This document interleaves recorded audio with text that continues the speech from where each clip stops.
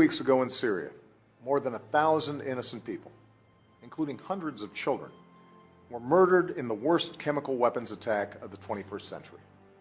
And the United States has presented a powerful case to the world that the Syrian government was responsible for this horrific attack on its own people. That's why last weekend I announced that, as Commander-in-Chief, I decided that the United States should take military action against the Syrian regime. This would not be another Iraq or Afghanistan. There would be no American boots on the ground.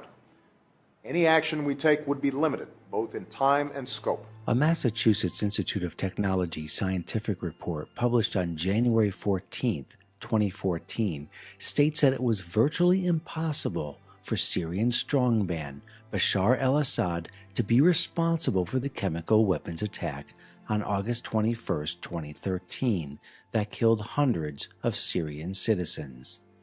Given the type of rocket, the chemical payload, and the area that it was fired from, the scientists who contributed to the report, Richard Lloyd and Theodore A. Postal, state that Obama was relying on faulty intelligence, obviously faulty intelligence, as a prelude for an attack on Syria. But this was faulty intelligence that Obama knew was faulty. That is, Obama, like George W. Bush and his phony WMD claims, fabricated phony intel as an excuse to invade Syria. But didn't Obama say that there would be no boots on the ground, only a few quote-unquote surgical strikes that would last 2 or 3 days?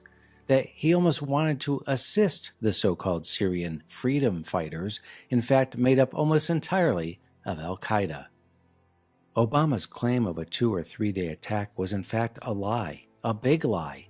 According to high-level sources in the Pentagon, as cited by Pulitzer Prize-winning author Seymour Hersh, not only did Obama know that Assad wasn't behind the chemical weapons attack, but he had in fact been planning a full-scale invasion of Syria lasting months, if not years, that would involve a staggering 70,000 U.S. troops.